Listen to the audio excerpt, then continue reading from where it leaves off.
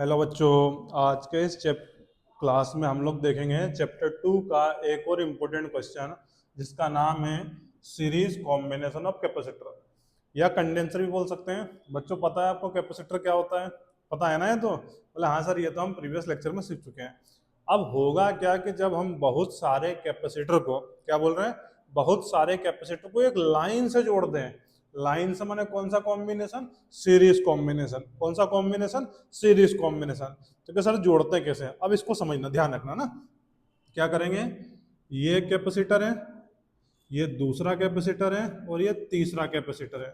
तीन कैपेसिटर ले लिए, क्लियर है? नाम दे देंगे C1, C2 और C3। ठीक है, तो तीन कैपेसिटर हैं C1, C2 और C3। कैसे जोड़ दिए? सीरीज में। सीरीज समझ में आया? एक लाइन से जोड़ दिए। तो क्या सर इसको डिफाइन कैसे करेंगे? तो बच्चों डिफाइन ऐसे करना है, कैपेसिटर के अंदर दो प्लेट होती हैं, ये पहली ये दूसरी, ये पहली ये दूसरी, ये पहली ये दूसरी, पहले की दूसरी, अरे पहले की दूसरी, दूसरे की पहली, दूसरे की दूसरी, तीसरे की पहली। अरे कुछ समझ में आ रहा है क्या बोल रहे हैं?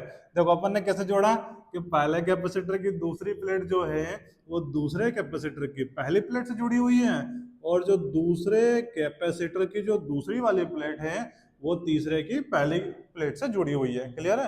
तो क्या ध्यान रखना, ऐसे बोलेंगे, इंग्लिश में बोलेंगे तो कैसे बोलेंगे?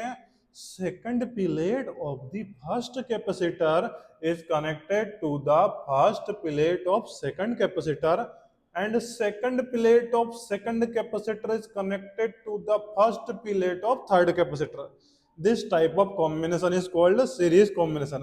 तुम तो ऐसे याद रखना, पहले की दूसरी, दूसरे की पहली, दूसरे की दूसरी, तीसरे की पहली। क्लियर है? अब करना क्या है, अब करना क्या कि जो पॉइंट ए है इसको अपन देंगे प्लस क्यू चार्ज। क्या देंगे बच्चों? चार्ज देंगे। तो प्रोसेस कैसे होगी समझ में आ रहा है? यहाँ प्लस प्लस, फिर यहाँ माइनस प्लस। कैपेसिटर में पता है ना, P1 P2, यहाँ प्लस, बीच में क्या भरा हुआ है? कचरा। कचरा माने डाइलेक्ट्रिक। पॉजिटिव चार्ज देंगे, इधर क्या आएगा? नेगेटिव, बाहर पॉजिटिव। तो प्रोसेस वही की वही होगी, और आखिरी प्लेट पर पॉजिटिव चार्ज आएगा जिसको हम क्या कर देंगे बच्चों? उसको हम कर देंगे अर्थिंग कर देंगे। क्लियर है? अब चार्ज दिया, ये चीज ध्यान रखना, सीरीज में, सीरीज कॉम्बिनेशन में, सीरीज कॉम्बिनेशन में ये ध्यान रखना बच्चों, चार्ज सेम रहता है, सभी का चार्ज सेम रहेगा। तो क्या होगा, यहाँ का पोटेंशियल अलग रहेगा, यहाँ का अलग रहेगा। तो यहाँ का जो पीडी है वो अपन V1 मान लेते हैं, यहाँ का पीडी V2, और यहाँ का पीडी क्या मान लेते हैं? V3। तो थ्री कैपेसिटर है, C1 and C2 and C3 are connected in series, plus q charge is given to the point A and point B is connected to the earth है। ठीक है, in series combination charge is same at everywhere. ठीक है ना, तीनों का charge same रहेगा, और पोटेंशियल डिफरेंस यहाँ का V1 हो जाएगा, यहाँ का V2 हो जाएगा, और यहाँ का क्या हो जाएगा? V3। अब करना कुछ नहीं बच्चों, टोटल पोटेंशियल डिफरेंस कैलकुलेट करना है, टोटल PD। तो क्या हो जाएगा? V बराबर V1 plus V2 plus V3। बस इतना सा याद रखना है। और ये तो तुम्हें पढ़ाया है कि तुम अपनी रानी का नाम क्या रखोगे? तो कहे सर हमारी क्वीन का नाम हम क्या रखेंगे? CV। क्या नाम रखोगे? CV। तो यहाँ से C निकाले, यहाँ से क्या निकालेंगे? V निकालेंगे। तो V बराबर हो जाएगा Q upon C। Cross multiply तो कर लोगे। अब क्या करना है, V1 क्या है? इसका PD।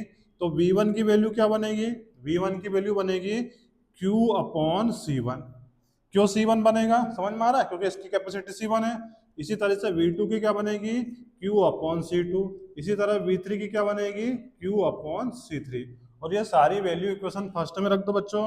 तो V बराबर Q upon C1, Q upon C2 और Q अपॉन C3। क्लियर है? अब टोटल पोटेंशियल हम भले ही जाने नहीं जाने, यही फॉर्मूला, टोटल V बराबर total Q upon total C। ये वैल्यू पुट कर दो यहाँ पे, इक्वेशन 2 नाम दे दो।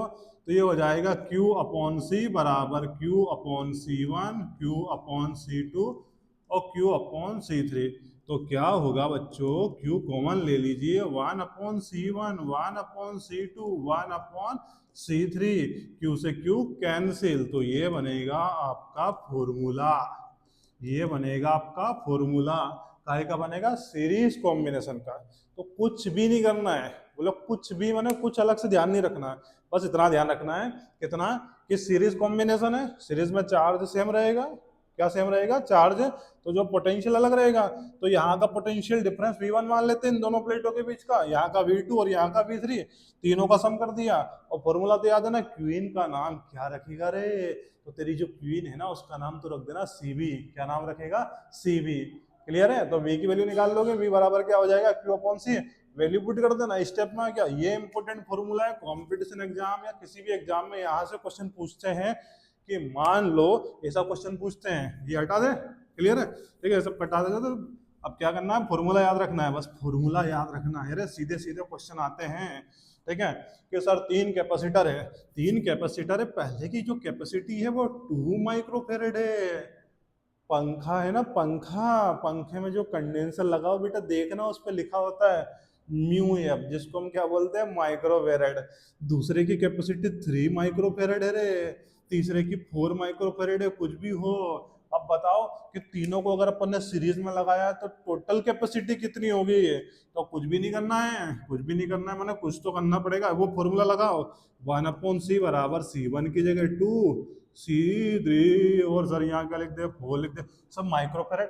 अरे माइक्रोफेरेड कन्वर्ट करने की जरूरत पड़ती है, लेकिन अभी सभी माइक्रोफेरेड में, तो आंसर भी माइक्रोफेरेड में लिख देंगे, काई के लिए लोड लेना। बोले ठीक है, आपने बोल दिया, हमने लोड नहीं लिया। एलसीएम लेना, तो एलसीएम क्या आएगा, अरे भैया एलसीएम एलसीएम एलसीएम हम भूल जाते तुम्हारे चक्कर में। 12 आएगा, 6 4 3 कैसे आता है, जो छोटे भाई बहन चौथी पांचवी में होगा उनसे पूछ लेना एलसीएम लेने की प्रोसेस क्या होती है, आती होगी, हमें पता है मैक्सिमम बच्चों को नहीं आती, लेकिन क्या करें।